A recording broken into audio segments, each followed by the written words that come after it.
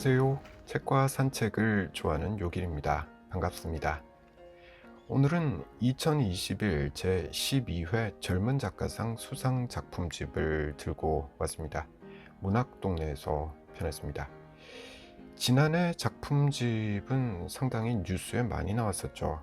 어느 작가의 소설이 사적인 대화를 무단 인용한 게 문제가 됐었습니다. 올해는 별탈 없이 조용히 지나가는 것 같습니다. 하지만 이 책은 올해도 한동안 베스트셀러 상위권을 유지했습니다. 오늘은 이 책 소개를 짧게 할 테고요. 그 다음에 대상 수상작 이야기를 좀 해보도록 하겠습니다.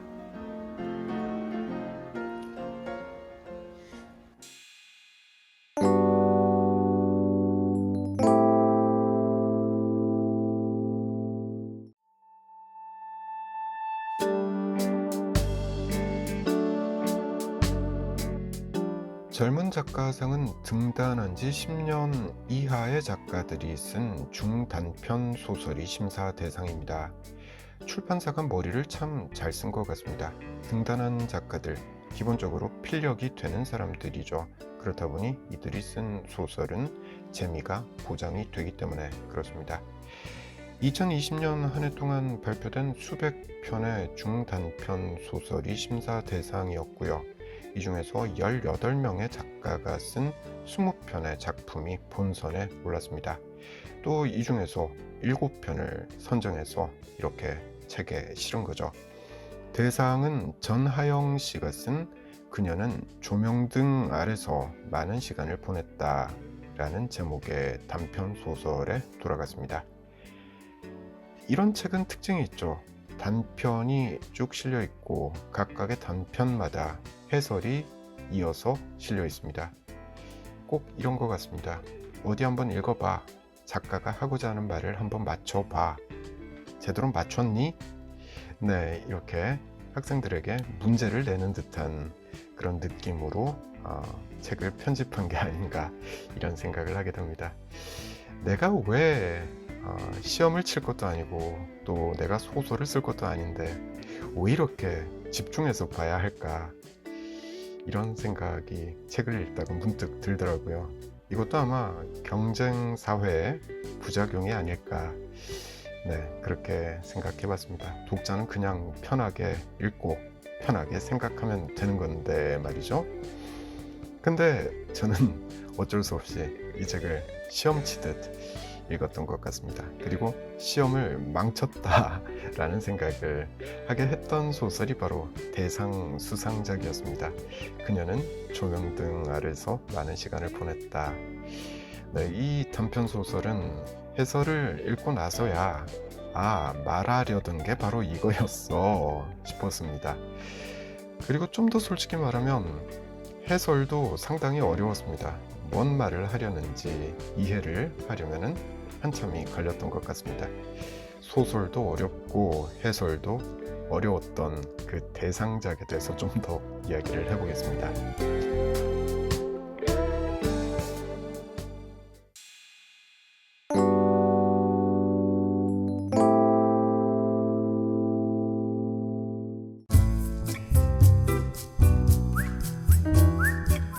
이 단편 소설은 액자 구조로 이루어져 있습니다. 현재 이야기 속에서 과거 이야기가 등장하는 거죠. 이제 30대인 여자 주인공이 20대 초반의 어릴 때 자신을 돌아보는 거죠. 과거 속으로 들어가 보면 두 여자가 등장합니다. 둘이 친구고요. 한 남자가 이들에게 다가오죠. 이때 사랑에 빠지는 여자 그리고 혼자 남게 되는 여자 이렇게 두 여자는 나뉘게 됩니다. 그 둘 중에서 혼자 남은 여자는 사랑을 이루게 되는 이 남녀의 사랑을 목격하는 역할을 하게 되죠. 그 역할을 맡은 사람이 주인공입니다. 저는 단순히 그런 이야기인 줄 알았습니다. 근데 이게 상당히 피상적인 독해였던 거죠. 이면을 보면 상당히 심오하다는 걸 알 수가 있습니다.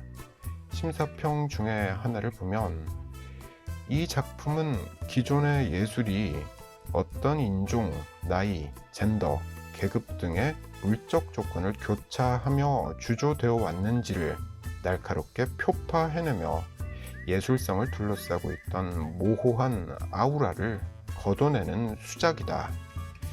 네, 이렇게 평가하고 있습니다. 아마 이런 예를 들면 이해가 좀 쉬울 것 같습니다. 어느 집단이든지 그게 도제 시스템으로 운영되는 곳에서는 있을 수 있는 일들이 있죠. 도제 시스템이라는 것은 장인에게서, 그러니까 마스터에게서 교육을 받는 제도를 뜻합니다. 아직까지 우리 주변에서 도제 시스템을 많이 볼 수 있죠. 예를 들자면 큰 레스토랑에서 셰프는 하늘이죠.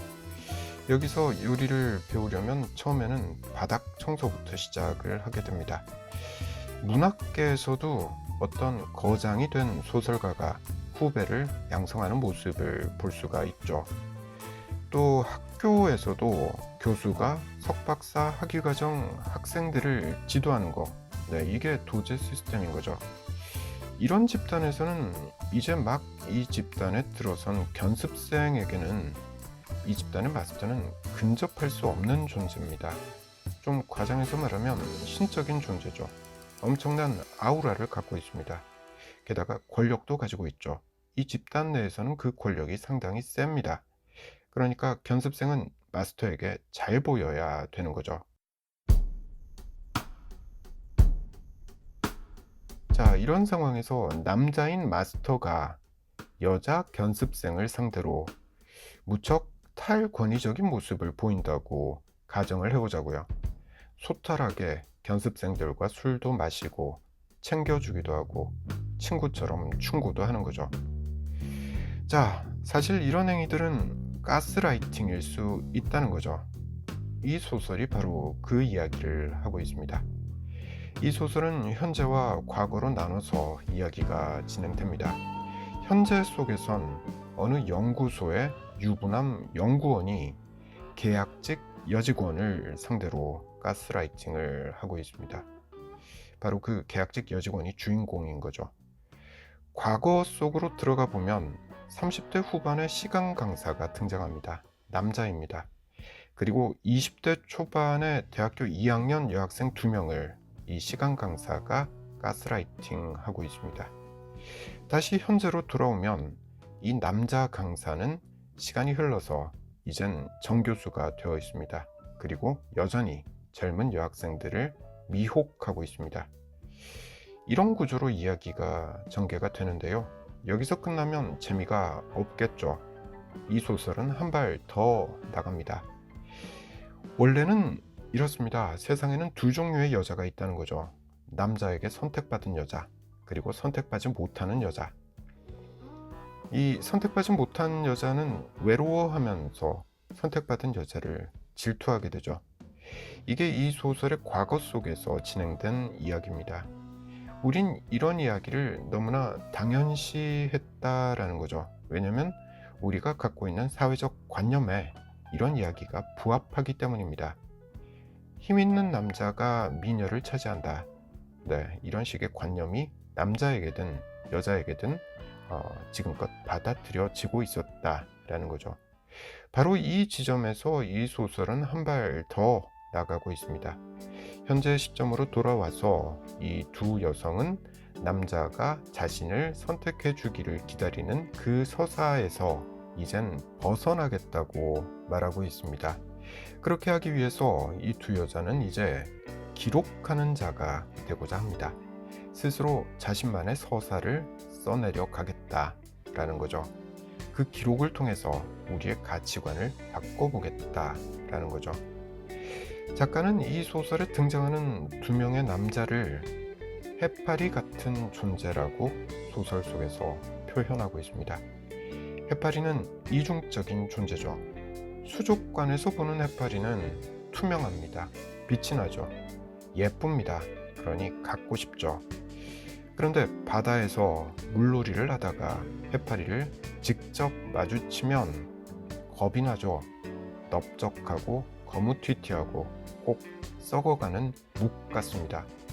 쏘이면 피부가 바로 썩어버릴 것 같은 그런 생김새를 갖고 있다고 이 소설은 해파리를 묘사하고 있습니다. 이 소설 속에 등장하는 남자 둘, 그러니까 연구소 유부남 연구원, 그리고 시간 강사였다가 정교수가 된 남자. 이 둘이 딱 해파리 같은 존재라는 거죠. 아마도 2016년에 미투 사건이 터졌을 때 예술계에 이런 해파리 같은 존재가 많았다는 걸 작가는 잘 캐치하고 있었던 것 같습니다. 또는 작가 스스로가 어쩌면 피해자였을 수도 있겠다라는 생각도 해보게 됩니다. 그때 느낀 바를 이렇게 소설로 써내려간 작품이 오늘 소개해드린 그녀는 조명등 아래서 많은 시간을 보냈다, 이 글이 아닌가 생각해보게 됩니다.